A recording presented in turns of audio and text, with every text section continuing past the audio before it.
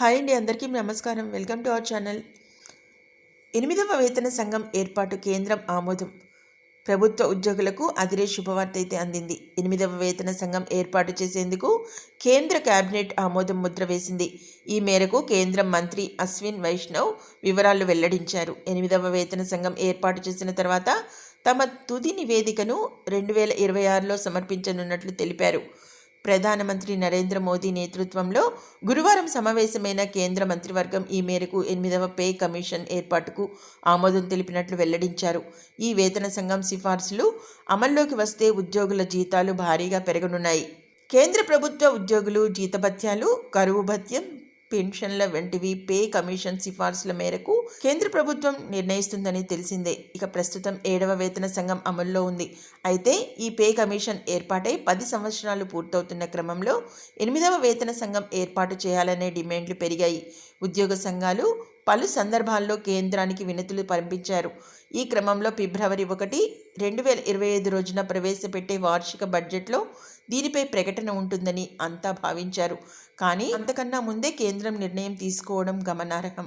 8వ వేతన సంఘం అమలైతే ఆ కమిషన్ సిఫార్సుల మేరకు ఉద్యోగుల జీతాలు, పెన్షన్, ఇతర ప్రయోజనాలు భారీగా పెరుగుతాయని విశ్లేషకులు చెబుతున్నారు.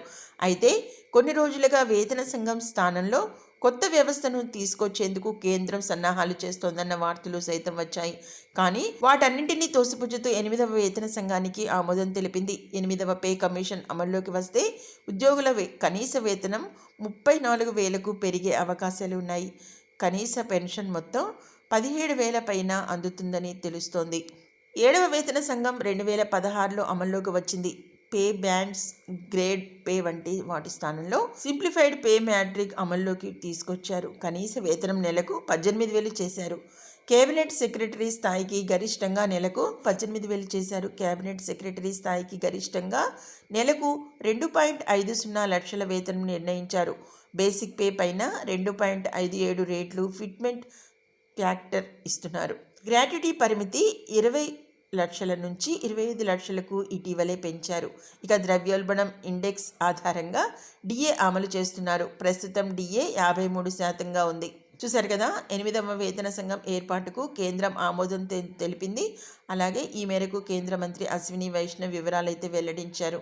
8వ వేతన సంఘం ఏర్పాటు చేసిన తర్వాత తమ తుది నివేదికను 2026లో సమర్పించనున్నట్లు తెలిపారు. ప్రధానమంత్రి నేతృత్వంలో ఇక గురువారం సమావేశమైన ఈ కేంద్ర మంత్రివర్గం ఈ మేరకు 8వ పే కమిషన్ ఏర్పాటుకు ఆమోదం తెలిపినట్లయితే వెల్లడించారు. ఇది మెయిన్ ముఖ్యంగా మనకి కేంద్ర ప్రభుత్వం నుంచి వచ్చిన 8వ వేతన సంఘ ఏర్పాటుకు సంబంధించిన మెయిన్ ఇంపార్టెంట్ లేటెస్ట్ అప్డేట్ అనమాట. మరిన్ని ఇలాంటి లేటెస్ట్ ఇంపార్టెంట్ అప్డేట్స్ కనుక మీ మొబైల్లో నోటిఫికేషన్గా పొందేందుకు కానీ వెంటనే ఛానల్ని సబ్స్క్రైబ్ చేసుకోకుండా చూస్తున్నట్లయితే వెంటనే సబ్స్క్రైబ్ చేసుకోండి. అలాగే వీడియోని ఒక లైక్ ఇచ్చి మీకు తెలిసిన ఫ్యామిలీ మెంబర్స్ అందరికీ తప్పకుండా ఈ విషయాన్ని అయితే షేర్ చేయండి. Okay, thank you for watching.